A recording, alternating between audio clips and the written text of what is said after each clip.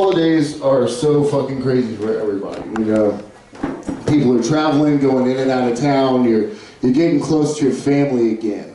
You know, people, brothers, cousins you haven't seen in years.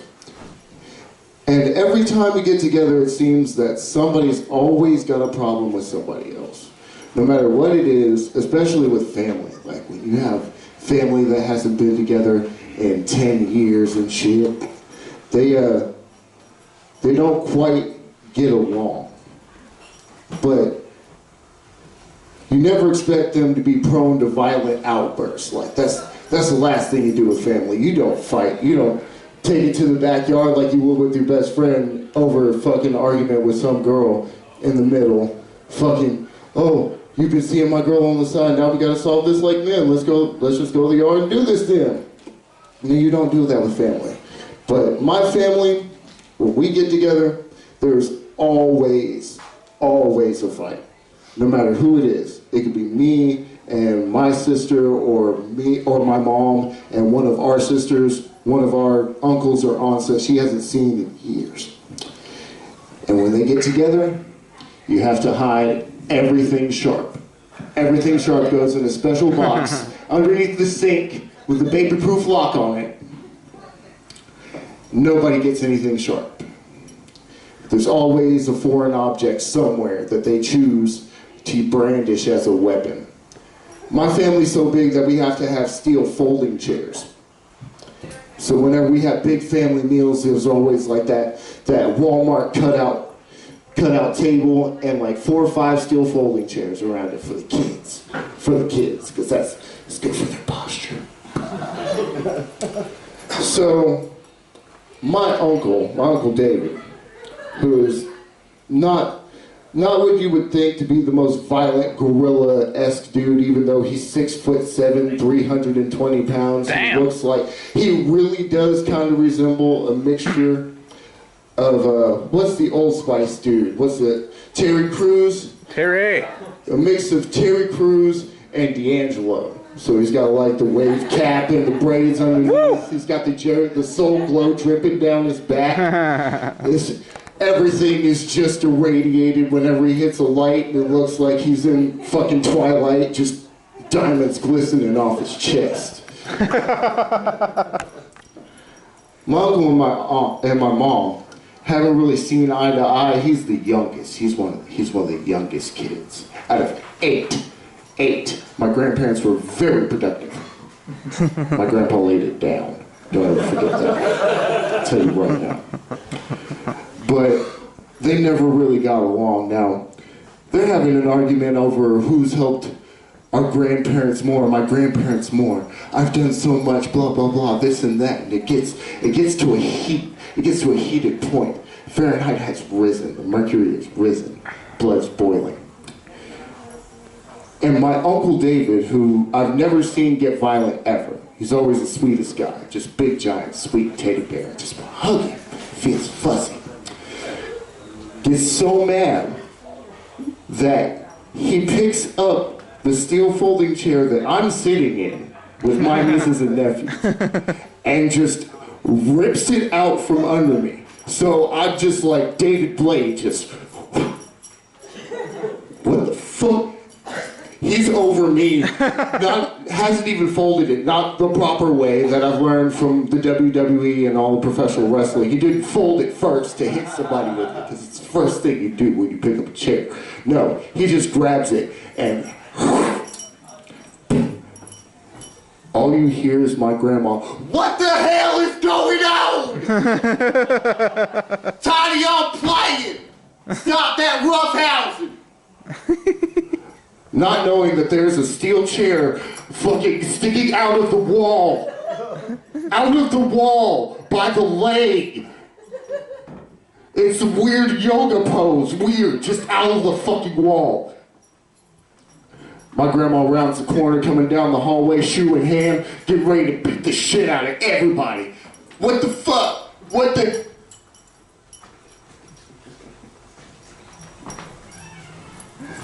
She's like trying to examine the physics of it, just looking at everybody in the room as suspect. We all just got highly suspect right there. All about to get a lie detector test in this bitch right now on some Maury Povich shit.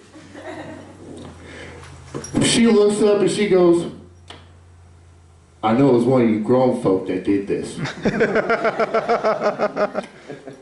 Which one of you grown folk did this? Which one? I'm about to go get the Kmart belt. For real. Like this belt is older than fucking Moses, okay? She's had this thing since Target opened. I got beat with it, no lie. That leather is great. That's a very nice melody going into this very violent escapade that's about to happen. It's about to take place. So, she looking around, finally looking at my Uncle David. My Uncle David, sweating bullets. He know he about to get his ass beat in front of everybody. In front of God, in front of Moses, in front of everybody. And we all about to sit here and witness this. This is Friday night fight night. Come on. Come on with it. I'm about to see that ass whooping. Yeah. I love my Uncle David to death, but I will never pass up the chance to see somebody really get their ass beat. Especially when they deserve it. This fool, no lie, tries to blame my black ass. What? No, I learned from a very early age with my grandma, don't lie. Don't you dare lie. If you lie and she find out, the straight Medea comes out my grandma. Straight up. She gets that thick Missouri accent. I'm about to beat this ass. But I really do love my family. I'm the second oldest of four siblings. Second oldest. So I get some of the responsibility, but not all of the encouragement. It really sucks because then I have to do it myself. And I don't really like to do anything myself since we've got everything on our phone. I don't have to do anything myself at all. Don't have to do major multiplication by myself. No, calculator, got that. We good. No, it's dark outside. I dropped my keys. No, I didn't. Flashlight. No, I want to see what my ex-girlfriend's doing right now. Oh, Snapchat. Oh, what you wearing that for? I buy you that shit. And you out with Tyreek? I'm about to Snapchat me in bed, shaking my head. I didn't know you was a stone cold bitch like that. I got that at Ross for $30. You all out at Chili's and shit.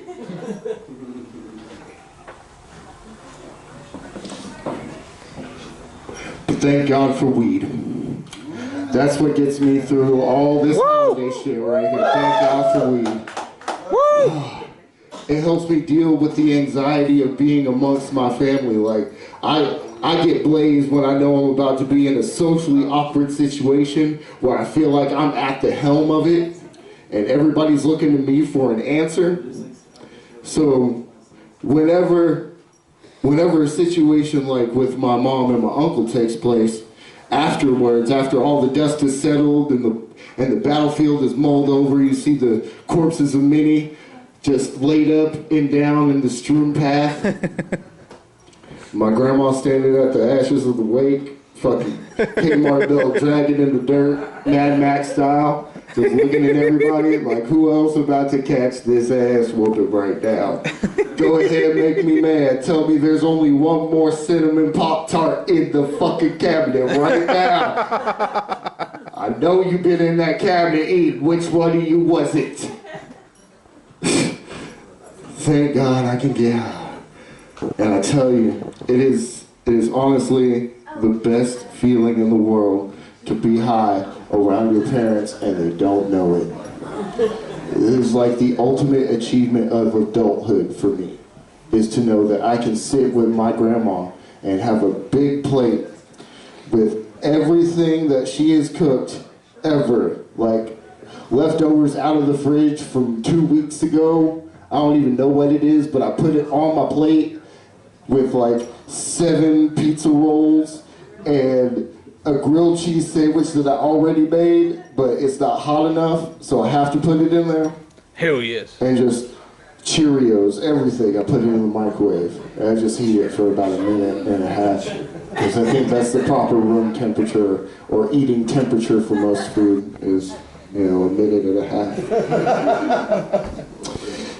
And I sit down at the dining room table while everybody's in there just talking about their day, how everything was so good. I bought this shirt. Yeah. It says Bulldogs go. Yeah. Bought it at United. Also got a rotisserie chicken. It's macaroni and cheese. Got it for $5, but I had the coupon. And I am just baked out of my mind. Eyes are red and glazed over. I'm about to fall asleep in this food that I've made, or for about a minute and a half. And my grandma just looks at me like, "Boy, you hungry?" And I just shake my head. Yeah. Yeah, I'm hungry. I start engorging myself in front of them. I'm a small dude, but I eat a lot. That's the wonders of a fast metabolism. I still look like I'm 16. I just grew more pubic hair exposed on my face. Because you can't grow a full beard. It's true. Like, I'm jealous of this man and his beard, because he probably started growing that when he was 16. Like, just breaking in to fucking high school, and all of a sudden he looks like he's 32. He could buy everybody's beer. This is the type of guy who, and I've seen it because I live in a small town, who when they're 17 years old, they have the huge beard, they just walk into the gas station. "What's up, dude?" Full gargantuan Viking beard, and they walk to the fucking alcohol display and grab 2 cases of Keystone Light and walk up to the register like, "Yeah, what's up?" He's right. And he doesn't check the ID. He fails to do his job and fails to check the ID of this man who looks 32 but is actually 15. And he walks out of the store. And then he shows up to the party, and he's the coolest dude there because he showed up with beer that nobody questioned. "Yeah, I just walked in and grabbed it, paid for it. They didn't give me a discount. I just paid for it. Now, if you excuse me, I have to go be airlifted to my next appointment," which I don't know what I'm doing, but this beer just says I'm rich and I can do anything. Fuck that. Fuck bad genes.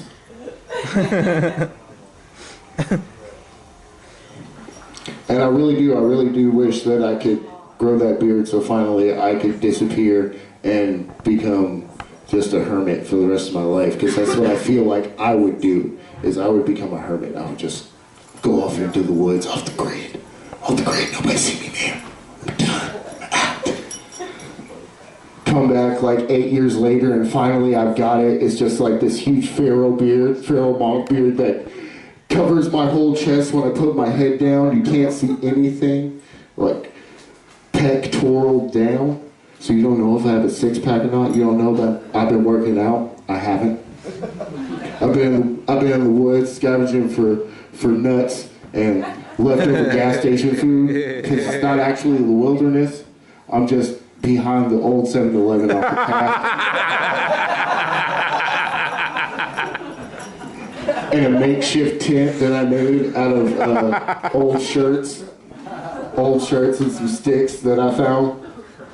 Yeah, don't ask me how I held it down there. Just know that I dropped 2 mad deuces to keep the deer away. They are very close to the entryway of the tent, so when you come in, watch out. But I just feel like that's the That's the rite of passage. Like, a burly man beard is the rite of passage for a dude my age. Because I just turned 30 this year. And Woo! I know, it's crazy. Because I look more 35. I do. It's all this gray that's popping up. It makes me look exactly like my grandfather now, and his hair is just like this majestic, like angelic, almost pure white, like old school Don King. Even though it's short, when he like tosses and turns in bed and then gets up, I see him. He's got like the spiked Vegeta hair thing going on, and it's all white. It looks like he's the next Super Saiyan out of. I don't even know what Dragon Ball Z reference I'm gonna make there, but it's there. And then I feel like I'm getting to that point, like I need to have that beard that says, yeah, I've been through a lot. I've done this. I repeatedly shaved my beard wrong because I knew that when it finally grew in, it would be all that it could be, like the Mr. T straight up. But I realized that it's not gonna happen. It's just not gonna happen. I'm not gonna have that build unless I start, build my testosterone. Get my workout on. Stress myself. And I work out a lot, actually. I do a lot of prison workouts by myself. Jab, shank, jab, shank, jab, shank, shank, shank. Catch, torso. I wouldn't survive a day in jail. I have survived 13 hours on mushrooms. And let me tell you, that is the worst wake up in the world. Like, I want you to imagine this. I want you to imagine yourself in a place where you've taken 3 grams of mushrooms. Now imagine on this magical journey of walking through a random neighborhood with the moon out. You're going through empty houses, going through the garage, you get pulled over. Red and blue lights flashing. You know it's about to happen. The cop comes to and his face starts to melt. That's the sun. I can't even make out this man's facial features. I don't know if I can trust him.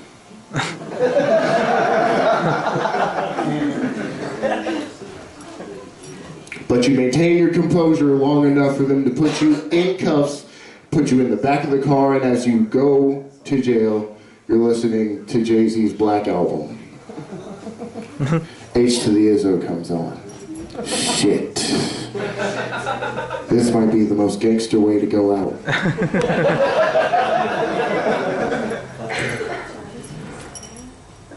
Pull up to the station, because they bring you to the middle station first before they take you to the annex. I didn't even know I was going that deep. I didn't know. At that point, I was wondering how deep they were going to go into me.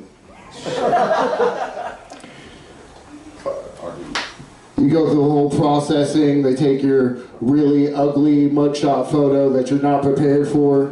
They tell you to look up at the wrong moment when both your eyes are closed. You get the first flash. You get that second flash, you automatically look scared. Like, if you look at my mugshot right now, I honestly look scared and homeless. At that point, I did have a beard, but it was more of the like trashy urban hobo beard. Like, it was kind of thick on one side and not as apparent on the other. Like, I could have shaved it right down the middle, and nobody would have given me a second thought. They would have just said, "Oh, he does crack. You know he's high. He didn't pay his child support." For some, that's a touchy subject. I'm surprised you laughed, because it can be a touchy subject. Sometimes, things get real raw, and it gets to that point where you fight about the money. It becomes about the money. How much are you going to give me? I work 2 jobs. I see him every day.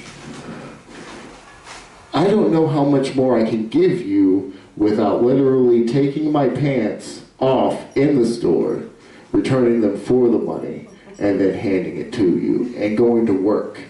because at that point, I don't know if I can work because area's exposed. I don't work around burning hot food when the safety of every other life I might make is in jeopardy. And I don't think that I can make another life more epic than the one I've made with my son. That is fucking awesome. Let me tell you. Woo. Because he's such an asshole and I didn't have to do anything. He's just automatically an asshole. This is how much of an ass my son is. He has these 2 play fight swords. They're foam. They're like the amp guard weapons that you used to fight in Lucy Park with. I know there are some people who have done that shit. It's called LARPing. Yeah. If you have done it, fuck yeah. You're fucking awesome. Anybody who hasn't done it, that is the perfect release of fucking frustration and anger, is to beat the shit out of your opponent with a fucking foam sword or a foam mace. Just swing that bitch and catch her right in the neck. You're not supposed to do high hits. No, it's torso and leg. Can't do that. No, I'm gonna catch you right in the fucking face for talking shit, Timmy. That's what you get. But he has like these 2 Power Ranger red and blue lightsaber type swords. And we're having our Friday night fight night, going up and down throughout the house. Massive sword fight, like in The Princess Bride. Just jumping over couches. I got you now. That's his favorite phrase, I got you now. It's like the ultimate Power Rangers phrase, they say it in everything. So he just repeats it. Fucking love it. And he has no remorse. It's everything goes. This fool's picking up spare toys off the floor. Just hard plastic pieces of train set, and flinging them to try and take me off my guard, so I have to be up. It is a workout. Just, oh, what the fuck? You didn't have to throw all the Hot Wheels at the same time. And he hits me. But he doesn't just hit me, because he comes up to my waist. He's pretty tall, impressive wingspan, good genetics. And this guy swings with all of his might, just like Babe Ruth. He called his shot before he did it. He was like, I'm gonna get you right here. And caught me right above, like, where everything is connected with your dick and your balls. Just like that even line right there. He catches me with the tip of it and hits me so hard that it's so hard to say. I literally peed myself. He hit me so hard that as soon as it hit, I couldn't pinch it off, and there's just no stopping it. It was like holding your thumb over a hose while hard water, like fucking fast water is spraying out of it. You're trying to cover it up, but it's like shooting every which way in a massive arc. It's just all out there. And he hit me so hard that I peed myself. And so you immediately just see the gunshot wet spot build right here. Like my pants just fly forward. Some of it leaks out. There's like little holes in my pants now. And I had to stop him. I was like, no, Daddy's done. Daddy's tired. Can't do this. No remorse. No retreat, no surrender. This kid comes up right afterwards. I'm on the ground in the fetal position, and he starts wiggling on me. Get up, Dad. Get up, Dad. There should be a law, I think there is, somewhere, against, like your son abusing you as a parent. There should be a law against that, because he is very abusive. Seriously, he beats me with foam swords, he throws train sets and action figures that are almost as tall as I am. Like, how freakishly strong can you be? Good genetics. Man,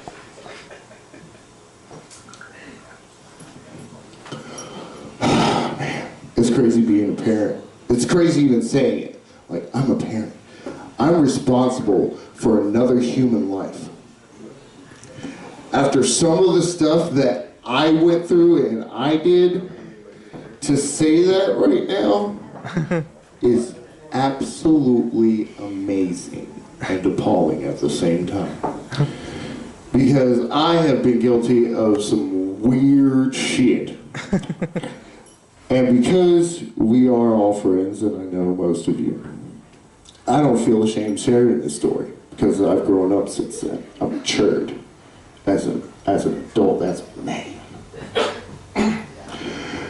But back when I was a senior in high school and I just discovered Taka vodka, that was amazing. I was at a point where I didn't give a shit about anything. Fuck these classes. I've only got enough credits. These are all extracurricular activities. I'm just coasting right now. You got me in study hall for 3 periods because you can't find anything for me to do. I'm gonna read a book on terror right now and scare the crap out of every one of you. Which it did. I also just so happened to commit what I think might be one of the most lewd acts ever committed in a learning vicinity, in a learning place ever. Tell you what happened. I'm drunk as shit already. It's 6:45 in the morning. I just ran 3 miles for cross country. I'm fucking tired as hell, and I still got drunk because I'm not a quitter. Orange juice and Taka vodka mixed up, I walk into my first class. First period psychology. We're about to watch a movie. I'm about to catch up on some sleep. This is gonna be awesome. I'm gonna be drunk all day. Lit. In front of me sits this not so attractive, homely, yet because of the alcohol that I've consumed, honestly captivating and interesting individual of the opposite sex. We get to passing a note back and forth talking about some really racy stuff. I've never seen a penis before. I just so happen to have one. Do you want to see it? Are you sure? So I did what any self-respecting 18-year-old in that situation would do, because I'm at school and drunk as fuck and I don't really care. I've already got all the credits I need. Fuck it. I'm gonna go out with a bang. Senior year can kiss my ass. So I whip out my dick. Just dropped it. And she picked it up.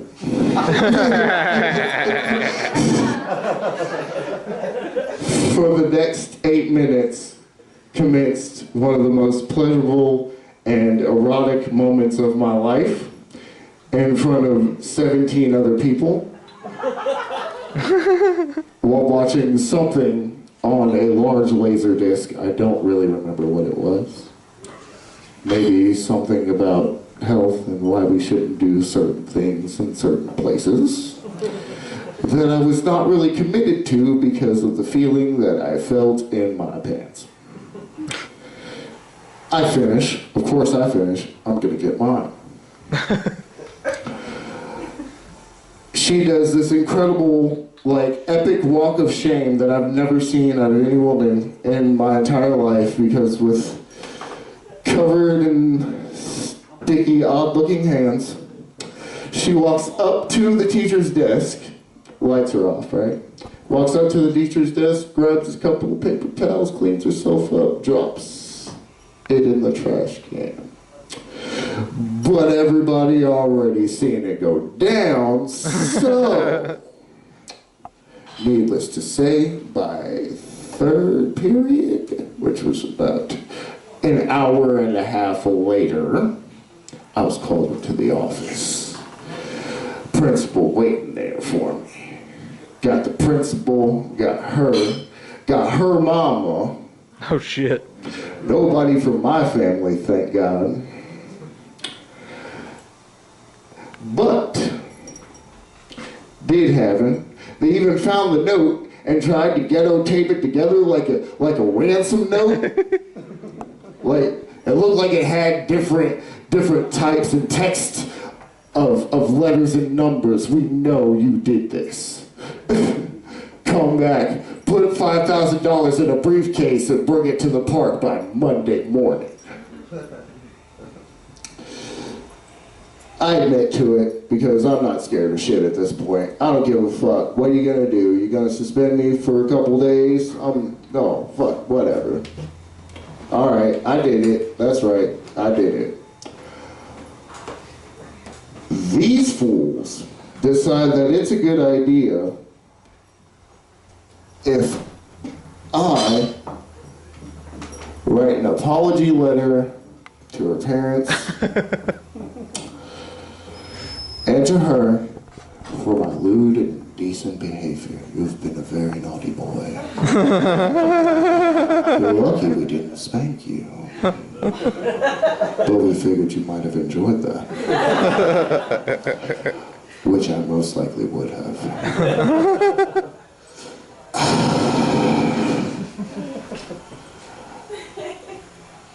I am a little bit of a dick, you guys. I'm gonna let you know. I'm a little bit of a dick.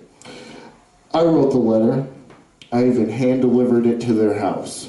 I even read it to them on their porch, at their house. And I'm gonna tell you exactly what that letter said, because it is a large portion of the way that I live my life. Dear Mr. and Mrs. blah, blah, fucking blah. While I do apologize for my lewd and decent behavior, you have to think about this, what this means about your daughter. And what she is willing to do to get at least a B- in psychology. I hope that she learns exactly how to work a shaft before she's 22. Because I feel that that's really important being an 18-year-old boy, is how you do that. Because at that time, I was a real asshole. They got the letter. I read it to them. They called the school the next day. I got called into the office, as expected, because I don't really give a shit. They yank me basically off the stage and take away a single credit. One. The cinder block, the fucking foundation of the Great Tower of Babylon of graduation that I am trying to scale. Take it from me. Say you have to go to summer school. Summer school. Okay, cool. Get that one credit, be done in 3 weeks. No. Spent about 2.5 months there, doing basic probationary work, picking up garbage on the side of the highway, and I have never in my entire life seen so many used condoms in one place at one time. But at least I know everybody's being safe. Out here it's dangerous. But before I go, I'd like to share just one little piece. I try to do this with everybody. I try to share a little piece of uplifting, positive connotation to everyone. Because I'm all about living a positive life. Just be positive, be happy with what you have. So I'm gonna leave you with a little bit of something that I've learned. No matter what you do, no matter what it is, nobody can take away your happiness while you do it. The thing that makes you the most happy, nobody can take away the happiness that you feel while you do it. Unless they have good weed. Yeah. That stops everything. I will stop doing exactly what I'm doing that's building me up to be a positive working member of society for a good gram of that good hashish. Because I feel it's important to the way that I live my life. I just gotta be high no matter what happens to save myself. But I love you guys very much.